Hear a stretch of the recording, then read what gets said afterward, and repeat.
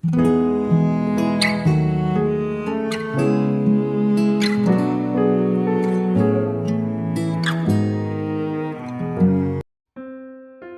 salam saudara yang dikasihi Tuhan Yesus dimanapun saudara berada. Saya menyapa saudara semua yang ada di Indonesia, dari Sabang sampai Merauke, dari Miangas sampai Pulau Rote, dan saudara yang ada di Malaysia, di Kamboja, di Singapura, dan dimanapun saudara berada.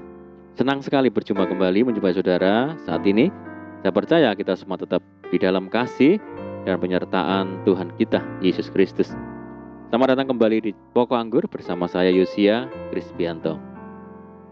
Mari saudaraku, sebelum kita bersama-sama merenungkan firman Tuhan, mari kita terlebih dahulu bersatu di dalam doa. Bapa di surga, Bapa yang baik, Bapa di dalam nama Tuhan Yesus, kami bersyukur buat segala kebaikan Tuhan hari ini. Terima kasih buat penyertaan Tuhan yang sempurna yang kami rasakan. Dan saatnya kami rindu Tuhan saat ini untuk merenungkan firman Tuhan.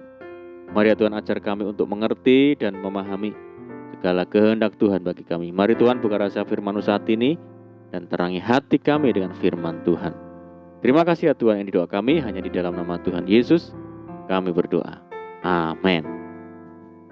Baik saudara, kita akan membaca bersama di dalam Efesus 3 ayat yang ke-20.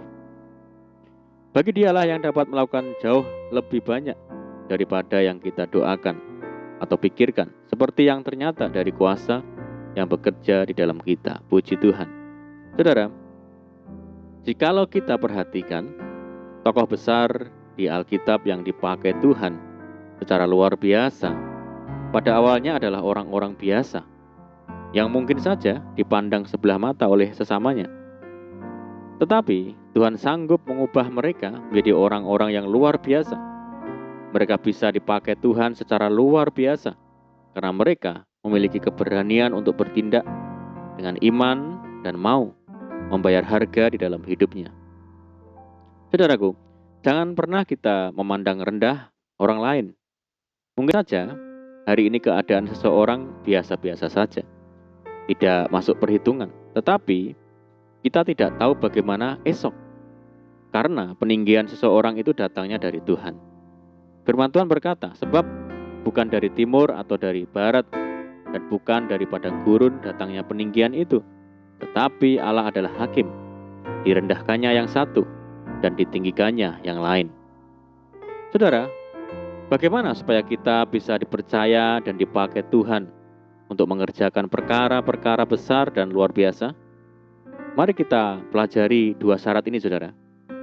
Yang pertama, setia dalam perkara-perkara kecil. Banyak orang hanya fokus dan terobsesi mengerjakan perkara-perkara besar, tetapi tidak mau memulai dari hal-hal yang kecil. Biasanya yang serba instan itu yang dicari dan disukai orang, saudara. Ingin terkenal secara mendadak, ingin cepat kaya dan sebagainya. Mari kita perhatikan firman Tuhan ini. Barang siapa setia dalam perkara-perkara kecil, ia setia juga dalam perkara-perkara besar. Dan barang siapa tidak benar dalam perkara-perkara kecil, ia tidak benar juga dalam perkara-perkara besar. Yang kedua adalah memiliki kerendahan hati. Salah satu alasan mengapa Tuhan memakai orang-orang yang biasa adalah supaya jangan ada yang memegahkan diri.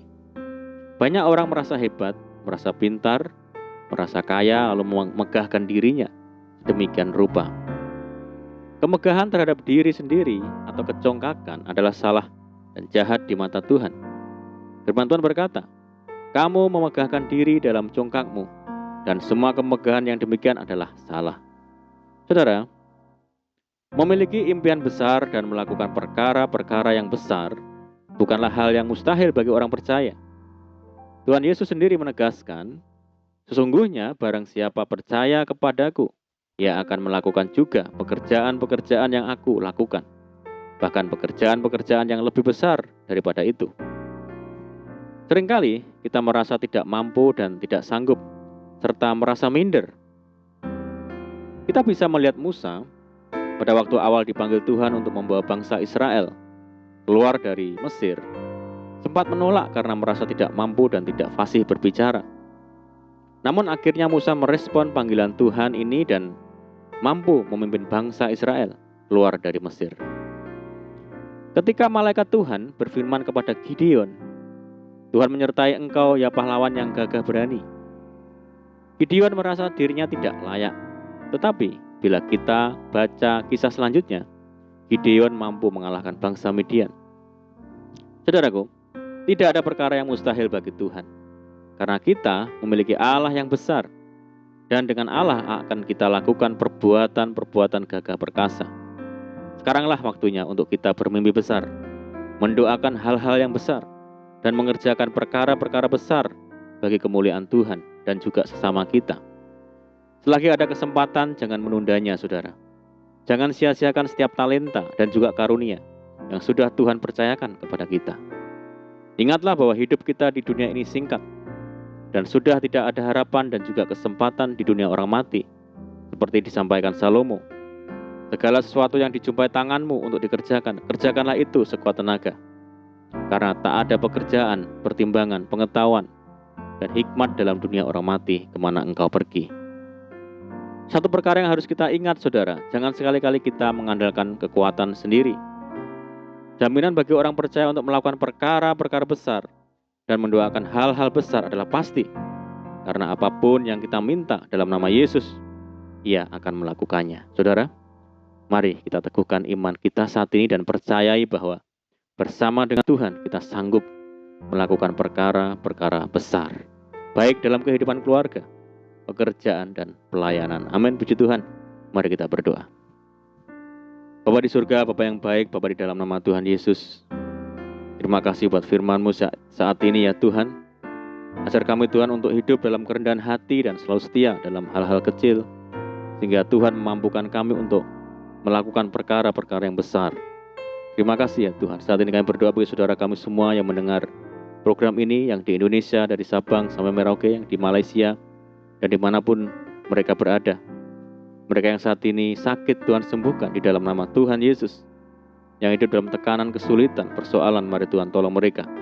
Berkati dan pulihkan hidup mereka. Tuhan berkati dalam rumah tangga, pekerjaan, bisnis, pendidikan, dan apapun yang dikerjakan. Berdoa bagi saudara kami yang hidup dalam ikatan dan belenggu dosa, Tuhan lepaskan dalam nama Tuhan Yesus. Berdoa bagi bangsa kami Indonesia saat ini menghadapi berbagai macam masalah, menghadapi pandemi. Mari Tuhan berikan belas kasihan Tuhan bagi bangsa kami, pulihkan bangsa kami.